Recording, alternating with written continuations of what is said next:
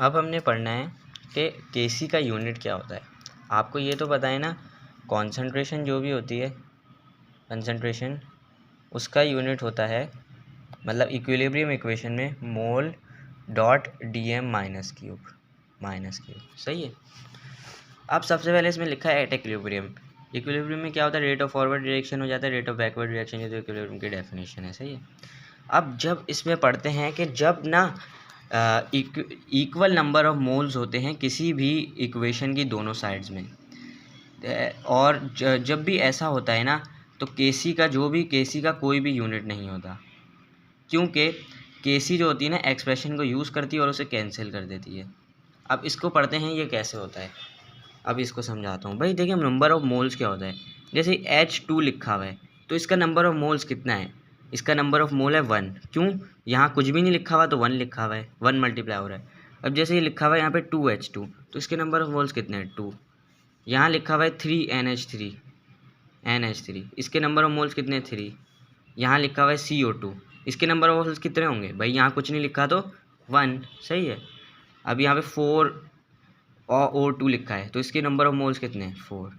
अब जैसे अब एक इक्वेशन है, इसमें क्या बोला कि कोई भी इक्वेशन हो, उसके जो नंबर ऑफ साइड्स अगर इक्वल हो तो किसी का कोई यूनिट नहीं होता।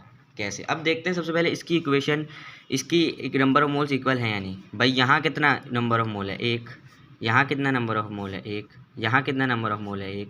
यहाँ कितना नंबर ऑफ मोल है, 1। तो 1 + 1 2 इस साइड का हो गया, 1 + 1 2।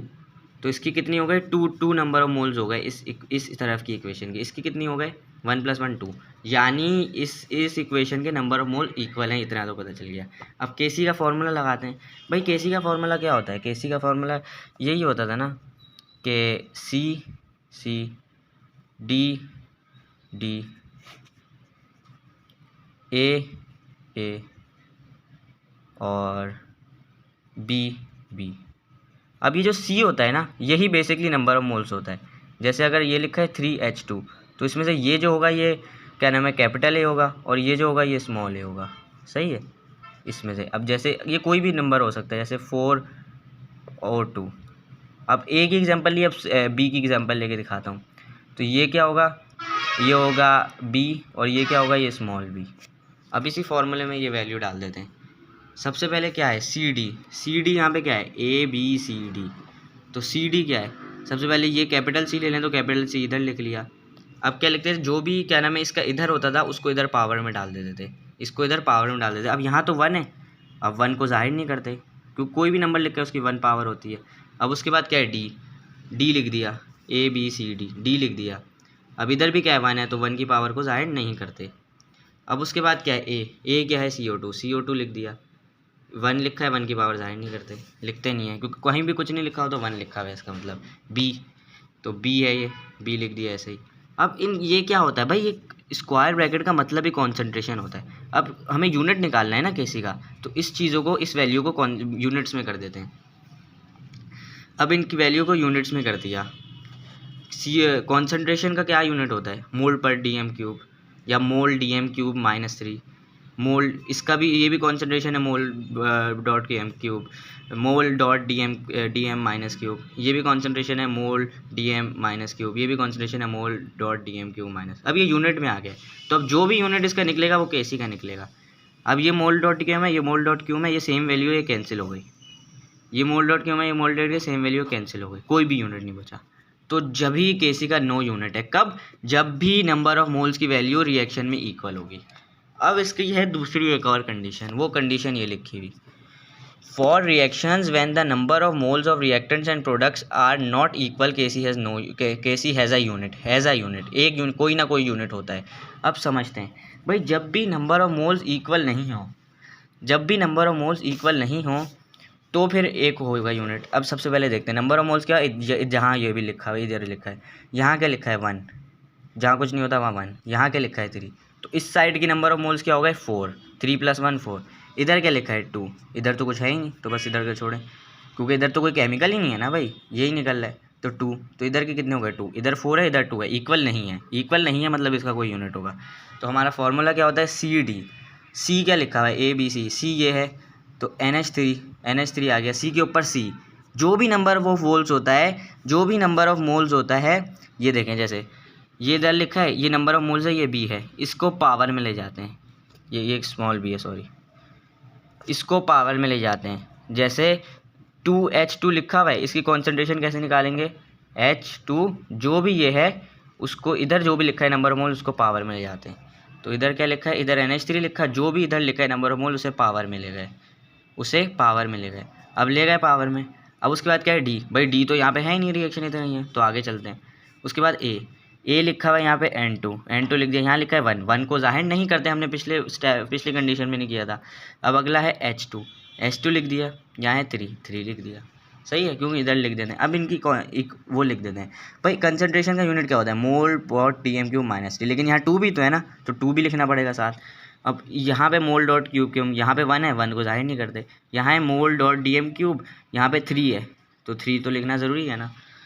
अब इसकी कैंसिल कैसे हुआ, भाई ये इसकी पावर कितनी है 2 है, इसकी पावर कितनी है 3 है, तो ये 2 है यानी ये 2 हैं, ये ऐसे 2 आपस में मल्टीप्लाई हो रहे हैं और ऐसे आपस में 3 मल्टीप्लाई हो रहे हैं, तो ये यहाँ से ये 2 कट गया। क्यों, देखें मेरी बात, जैसे ऊपर लिखा हुआ है क्या नाम है, कोई भी वैल्यू है, जैसे A2/A3 लिखा हुआ है, एक एग्जांपल दे रहा हूँ, या X2/X3 लिखा हुआ है, तो ये 2 है, ये 2 कट गए और यहाँ पे यहाँ से 2 काट दें, 3 में से 2 निकालें, 1 बचा, तो 1 बचा, 1 को जाहिर करें या ना करें कोई फ़र्क नहीं पड़ता।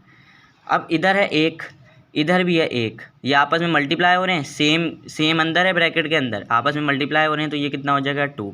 ये बेसिक मैथमेटिकल चीज़ें आपको पता होगा ये। जैसे अगर लिखा हुआ है 2A2 4A3, सही है। अब ये देखिए ए सेम है, जब भी ये वाली जिसके ऊपर पावर है वो चीज़ सेम होती है, जब भी ये हो सकता है।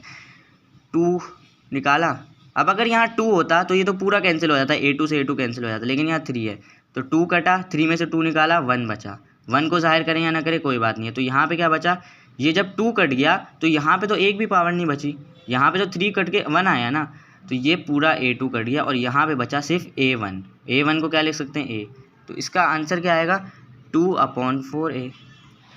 तो अब ये कट गया, तो यहाँ पे क्या बचा, यहाँ पे बचा मोल डॉट DM³ 1, मोल डॉट DM³ माइनस 3 1। अब जब भी कोई ए जिसकी पावर 1 है वो मल्टीप्लाई हो रहे हैं, भाई ये इसको A ले लें, इसको भी A ले लें, पावर 1 है, ये आपस में मल्टीप्लाई हो रहे हैं, या डॉट भी लिख सकते हैं मल्टीप्लाई की जगह, तो इसको ये क्या हो जाता है A², A multiply by A equal to A²।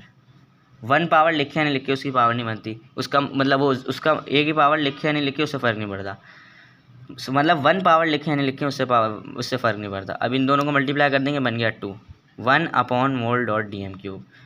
अब सही है, अब ये था, ये क्या था, ये लिखा हुआ है ना बिल्कुल ही ऐसे 1/मोल डॉट DM-³ 2, यही लिखा हुआ है, बिल्कुल देख लें ऐसे ही लिखा हुआ है। अब इसको हमने क्या करा है, इसको हमने ऐसा करा है कि सबसे पहले तो है जो है क्या नाम है, इस वैल्यू को इससे इस स्क्वायर से मल्टीप्लाई करवा दें, इस पूरे इसको इससे मल्टीप्लाई करवा दें, तो ये क्या बन जाएगा 1/, भाई मोल है, मोल को 2 से मल्टीप्लाई करें तो क्या बनेगा मोल 2 मोल स्क्वायर, डॉट आ गया, DM-³ को 2 से मल्टीप्लाई करें, 3 मल्टीप्लाई बाय 2 क्या होता है -6, तो क्या आ जाएगा DM-6, ये बची हमारे पास। तो यही मैं चीज़ यहाँ लिख रहा हूँ, 1 मोल स्क्वायर डॉट DM-6, यही लिखा है मैंने। अब इसी वैल्यू को हम ऊपर ले जाएं, तो क्या बचेगा इसी वैल्यू को अगर ऊपर ले जाएं तो, इसी वैल्यू को अगर हम ऊपर ले जाएं तो बचेगा मोल जो है, मोल नीचे 2 था, ऊपर जाके -2 हो जाएगा, मोल डॉट -2, और ये -6 था, ऊपर जाके DM6 हो जाएगा। यही लिखा हुआ है, यही आया। ये कैसे किया मैंने सबसे पहले क्या किया था, मोल डॉट DM³ ये था, ये आया। अब हमने मोल को स्क्वायर से मल्टीप्लाई किया, mole square, DM-3 multiply 2 -3 multiply होता है -6 आ गया। अब इसको मैंने इधर लिखा, ये सब समझाने के लिए करवा रहा हूँ, आपने वैसे डायरेक्ट स्टेप करना है पेपर में। तो 1/मोल 2, तो मोल 2 DM6, यही मैंने चीज़ यहाँ लिख दी। अब उसको ऊपर ले जाएंगे तो ये मोल, जब इसको ऊपर ले जाएंगे तो क्या हो जाएगा, मोल स्क्वायर है, मोल माइनस स्क्वायर हो जाएगा, मोल माइनस स्क्वायर, ये नीचे DM-6 है, तो ये ऊपर ले जाएंगे, ये +6 हो जाएगा। तो ये आया हमारा आंसर। तो mole minus square dot DM6, तो ये बना Kc का यूनिट।